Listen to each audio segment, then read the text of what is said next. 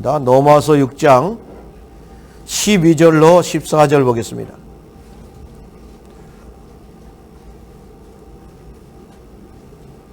로마서 6장 12절로 14절 제가 봉독하겠습니다. 그러므로 너희는 죄가 너희 죽을 몸을 지배하지 못하게 하여 몸의 사욕에 순종하지 말고 또한 너희 지체를 불의의 병기로 죄에게 내어주지 말고 오직 너희 자신을 죽은 자 가운데서 다시 살아난 자 같이 하나님께 드리며 너희 지체를 의의 무기로 하나님께 드리라. 죄가 너희를 주장하지 못하리니 이는 너희가 법 아래 있지 아니하고 은혜 아래 있음이라. 아멘. 옆에 있는 사람 인사합시다. 사랑합니다. 성령으로 충만하십시다. 예수는 그리스도. 난 하나님의 자녀. 문제 끝. 괜찮아요. 여러분들 왜 괜찮습니까? 여러분들 주인이 바뀌었습니다. 예수님으로 바뀌었어요. 그래서 여러분들 주인 되지만 않으면 문제는 문제가 아닙니다. 오늘 로마서 6장 12절로 14절에 있는 말씀을 가지고 은혜 아래서 사는 사람, 은혜 안에서 사는 사람, 이런 제목으로 말씀을 전하고자 합니다.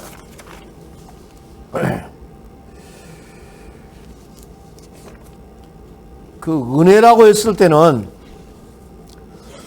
영어로는 하나님 주신 그 은혜를 갖다가 베네핏 그렇게 이야기합니다. 베네핏.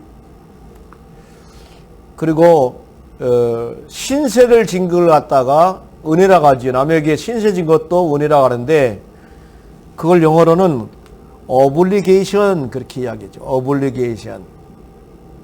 그리고 누구한테 고마움을 이렇게 했을 때 고맙다라고 말할 때는 gratitude 그렇게 이야기합니다. 고마움. 그런데 영어로는 그렇게 이야기하는데 그 은혜가 헬라 말로는 뭐라고 말하냐면 카리스. 하나님 주신 은혜를 갖다 카리스 그럽니다.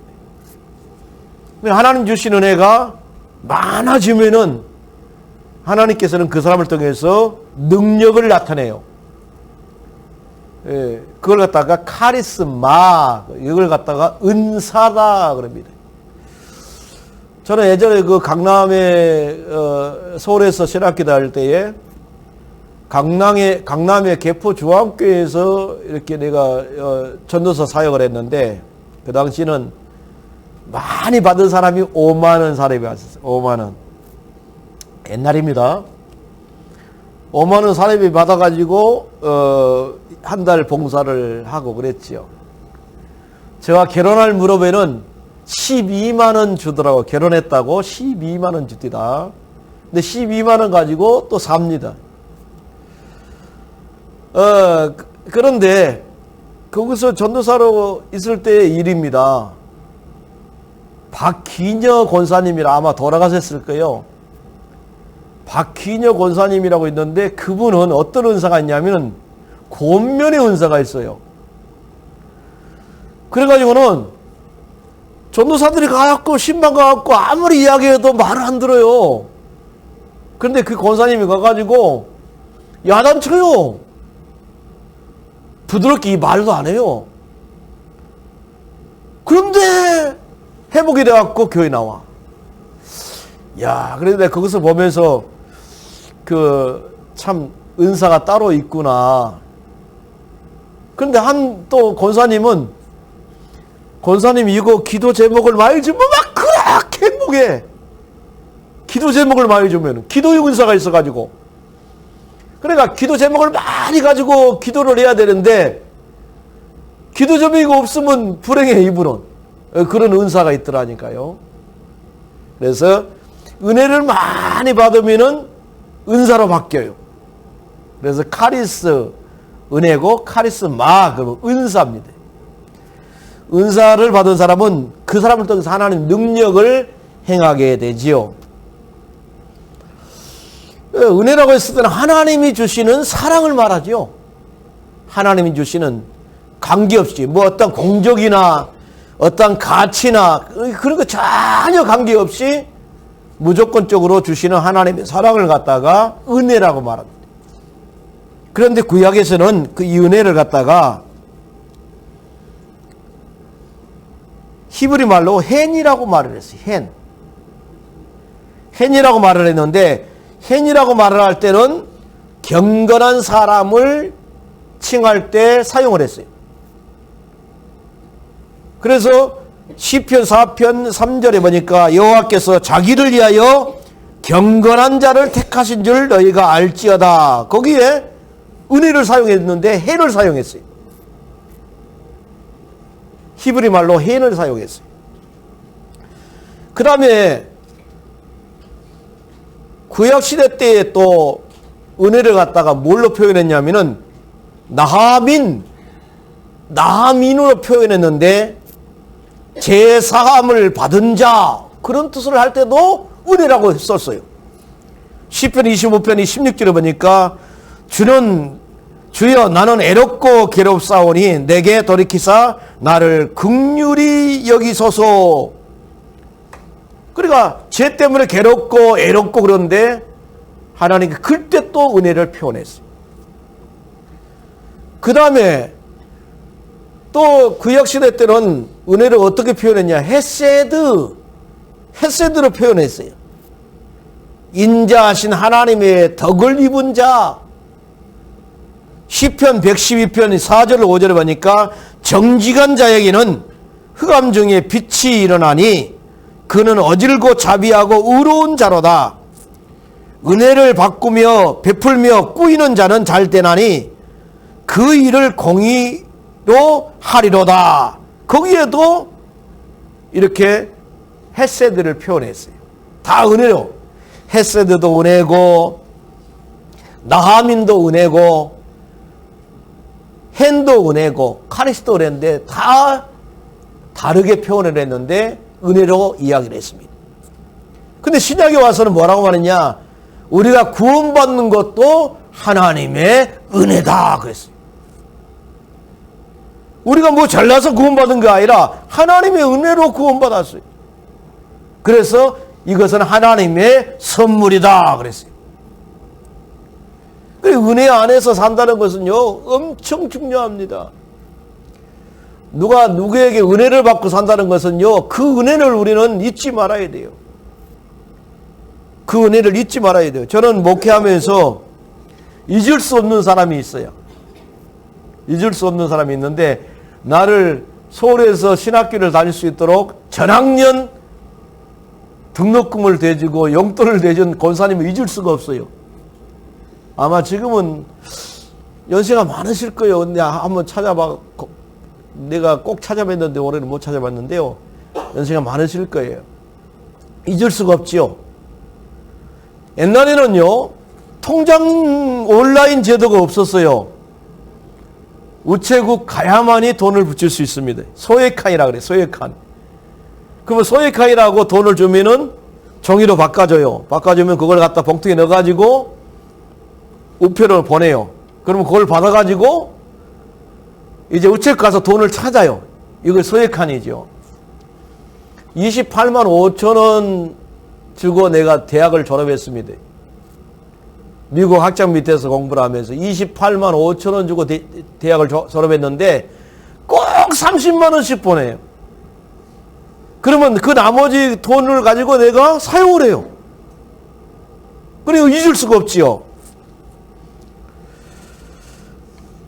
뿐만 아니라 애국에서 나와가지고 이제 울산에서 목회할 때인데 성도들이 많아지니까 건축을 하자고 그러는데 건축위원을 한 10명 이렇게 만들어가지고 건축위원들이 먼저 기도를 해야 되지 않겠냐. 근데 건축위원장이 와가지고 목사님 내가 건축위원장인데 내가 먼저 헌신을 해야 되지 않겠어요? 그러더라고. 그래서 아니 집사님 뭔 돈이 있다고 내가 그랬어요. 아, 나 집 있잖아요. 그럼 집을 팔아불고 건축원금을 드리고 자기는 전세로 가더라고. 작은 돈이 아니었어요. 아, 그러니까 그분이 씨앗을 뿌리니까 이 사람도 헌금하고 저 사람도 헌금하고 해갖고 건축이 들어가려고 딱 한데 민원이 95명이 일어나는 거죠. 그래서 건축을 못 했어요. 그래야 그런 분들을 잊을 수가 없는 거죠. 목회하면서. 참 중요합니다. 은혜를 받았다. 하나님의 은혜를 받았다. 너무 중요한 겁니다. 그런데 이 은혜 아래서 사는 사람은 복음 안에서 사는 사람이고, 은혜 안에서 사는 사람은 그리스도 안에서 사는 사람이고, 은혜 안에서 사는 사람은 말씀 따라가는 사람입니다. 성경은 뭐라고 말했냐? 성경을 기록한 목적이 예수께서 하나님의 아들 그리스도이심을 믿게 하려 하심이라. 은혜를 받았다는 것은 예수님을 그리스도로 알았다는 겁니다. 은혜를 받았다는 것은 사주팔자 운명에서 해방됐다는 겁니다. 죄와 사망의 법이 생명의 성령의 법으로 죄와 사망의 법을 이겼다라고 말했어요. 해방됐다라고 말했어요. 그래서 여러분들은 예수님을 통해서 하나님 만나고 예수님을 통해서 죄 용서받고 예수님을 통해서 마귀에서 해방받은 것이 은혜요. 할렐루야. 그게 은혜입니다. 그래서 그 은혜를 우리는 잊지 말아야 돼요. 내가 왜 예수를 믿냐? 예수님이 그리스도이기 때문에 예수 믿고 내가 사주팔자 운명에서 해방받았기 때문에 예수 믿는 겁니다. 이것은 내가 잘나서가 아니라 하나님의 은혜입니다. 할렐루야. 그렇게 고백을 해야 돼요.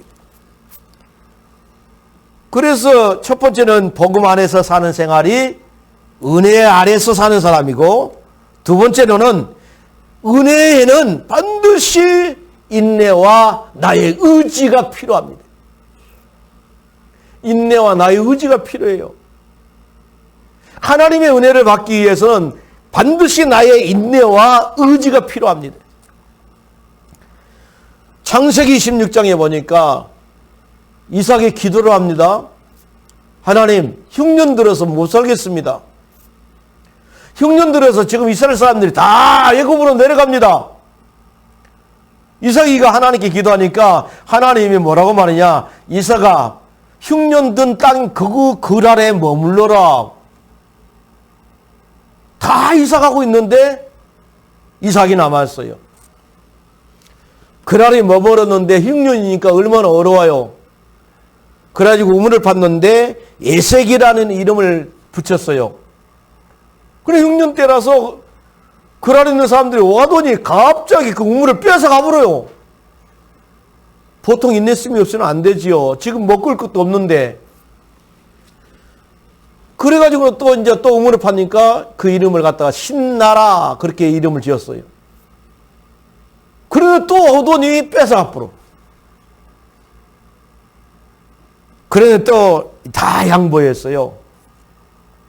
우리는 하나님의 능력을 믿는 사람이기 때문에 불신자의 때 다 양보할 수 있기를 바랍니다. 다 양보하려면 인내가 필요하다니까요. 인내가 필요해. 기분 나쁜 일이 있어도 인내가 필요한 줄 믿으시기를 바랍니다. 그래가지고는 양보했어요. 그런데 마침내는 느오봇의 샘물을 파게 되지 않습니까? 그 느오봇이라는 말은 번영이라는 뜻을 갖고 있습니다. 하나님께서 이삭에게 엄청난 축복을 허락한 샘을 파게 되죠. 성경은 뭐라고 말했냐? 마침내 샘의 근원을 만나버린 겁니다. 그런데 거기에다가 농사를 지었는데 한 해 농사 지었는데 100년 묵을 농사가 나와버렸어요.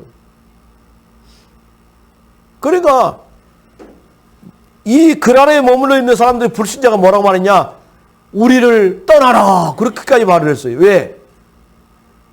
마침내 거부가 되었다라고 말했습니다. 거부는 뭡니까? 엄청난 클 것자에 있다. 부자 그때 큰 부자가 돼버렸어요.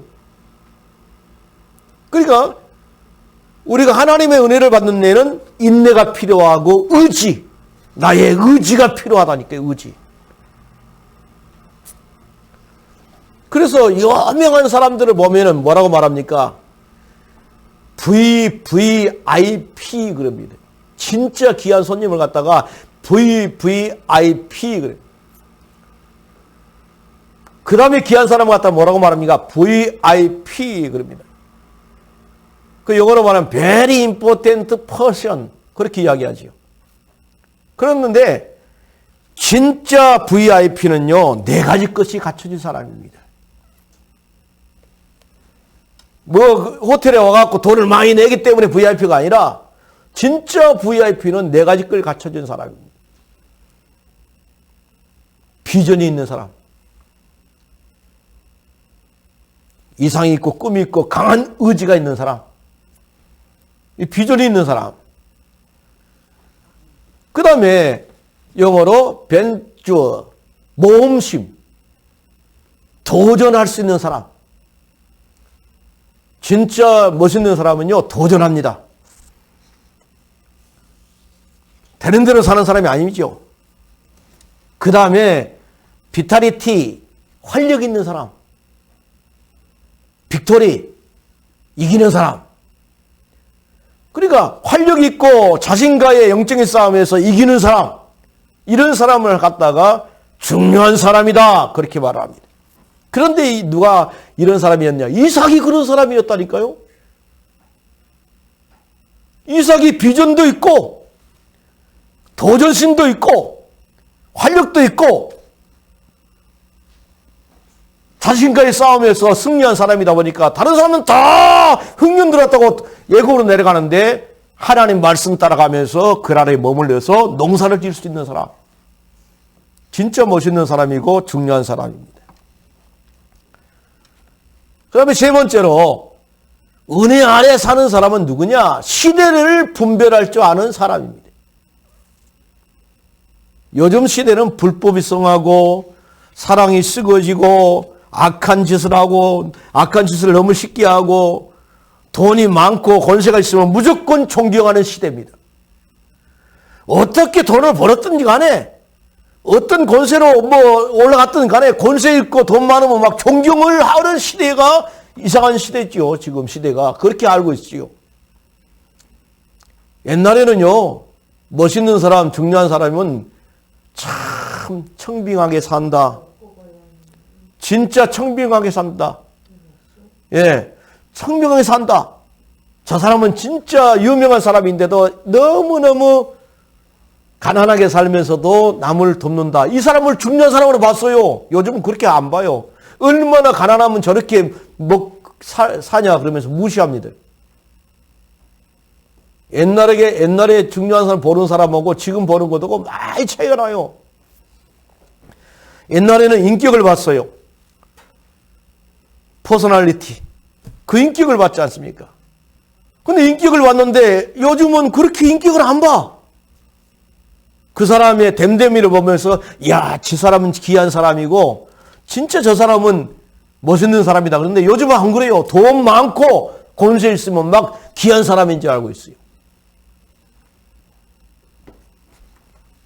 가난한 사람은 무시당하고 그런데 권세가 아무리 많고 돈이 많아도 마귀의 길을 걸어가고 있으면은 우리는 영적으로 볼 수 있어야 돼요. 아, 저 사람은 머지않아서 망할 수밖에 없는 사람이구나. 할렐루야? 그렇게 볼 수 있어야 돼요. 아방이 유명한 사람이었어요. 그때 당시에. 얼마나 유명했냐면은 자기 아내를 애국에서 데리고 왔어요. 이세벨이라는 여자를 데리고 왔는데 이세벨이가 얼마나 잘생겼는지 모르겠습니다만은 들어올 때 뭔 소리를 가져왔냐면은 바알과 아세라 신을 가지고 왔습니다. 그래가지고 이제부터는 하나님을 믿는 것이 우리나라 신이 아니라 바알을 믿고 풍요를 갖다 주는 농사신 바알을 믿고 군대에서 승리하는 아세라 신을 믿는 것이 우리나라의 신이다. 그래갖고 전국 방방곡곡에 바알 신전과 아세라 신전을 만들어 놓고 선지자를 만들었는데 선지자가 몇 명이냐? 바알 선지자가 450명, 아세라 선지자가 400명. 그 850명의 선지자가 아방을 막 섬기니까 얼마나 존경스럽냐고. 자기 딴에는 막강한 우상의 나라가 됐습니다. 막강한 전 국민 우상화. 그래가지고는 아방이 뜨면은 막 많은 사람들이 그를 쫓아가고 그랬습니다. 근데 그 밑에서 일하는 오바다라는 사람이 있는데 그 사람은 아방을 이렇게 섬기는 사람인데도 불구하고 이것은 잘못됐다는 거지. 시대를 분별할 줄 아는 사람이었습니다. 그래가지고는 하나님을 전하는 선지자를 다 죽이라 막 했는데 오바다는 혼자 다니면서 하나님의 선지자를 갖다가 굴 2개 했다가 동물 2개 했다가 50명씩 집어넣어가지고 매일 밥을 갖다 주는 그런 사람이 누구였느냐? 오바다 선지자였어요. 아무리 아방이 전 국민을 우상화 만들어도 이건 하나님이 기뻐하지 않는 일이다 생각하고 하나님의 능력을 믿는 선지자를 도왔던 사람이 누구냐? 오바다다 말이지. 시대를 분별할 줄 알아야 됩니다. 무당의 딸이 최순실입니다. 무당의 딸의 말을 듣고 정치를 했던 사람이 누굽니까? 박근혜입니다. 그러다 보니까 탄핵당해가지고 감옥에 들어갔다가 나왔지 않습니까? 그 전에 이명박은 장로님이었어요. 대통령 되기 전에는 장로님 역할 잘 하다가 대통령 되고 난 다음에 절간에 가서 절을 해불고 막 다 속리산에 와서도 절에 불다니. 그러니까 문제가 되잖아요. 그런데 지금 대통령이 되고 있는 윤 대통령은 뭡니까? 건진법사 무당 말입니다. 무당 말 듣고 천공 무당 말 듣고 이래가지고는 안 되는 겁니다. 우리가 이것을 놓고 진짜 기도해야 됩니다. 그런데 엘리야가 예후를 이스라엘 왕으로 세워놓은데 예후가 뭐라고 말하냐면은 나는 아방보다 더 많이 우상 숭배할 거다. 그리고 예후가 왕이 됐는데 바알을 섬기는 선지자가 또 아세라를 섬기는 선지자들이 한결같이 숨었어요. 예후라는 사람은 하나님을 잘 믿는 사람이기 때문에 우리가 잘못하면 죽게 된다 싶어가지고 다 숨었어요. 그런데 예후가 뭐라고 말하냐? 아방은 바알을 덜 섬겼다. 나는 더 많이 섬기겠다. 거짓말을 한 거예요. 그러면서 우리가 날을 정해가지고 바알 신전에서 제사 한번 지내자. 국가에서는 애복을 만들어가지고 나눠줄게.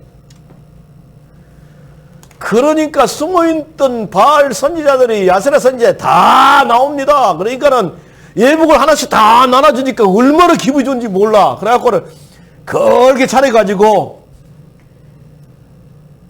바알 신전에 모여가지고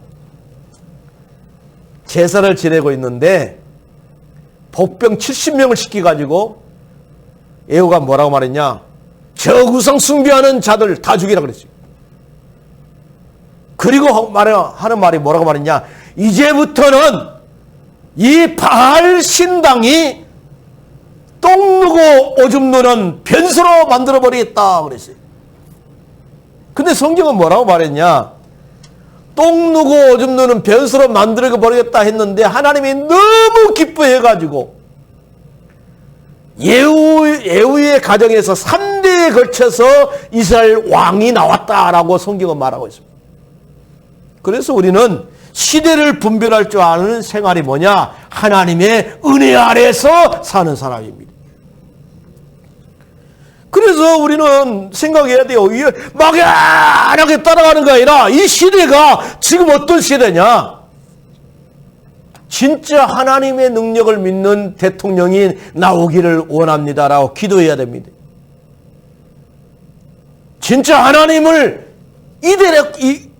이대하게 하고 하나님의 능력을 믿는 대통령이 나와서 미국처럼 대통령이 되면 성경책에다가 선서하고 하나님 앞에서 대통령을 잘하겠습니다라고 선서할 수 있는 그런 나라가 되기를 원합니다라고 기도해야 돼요. 우리는요.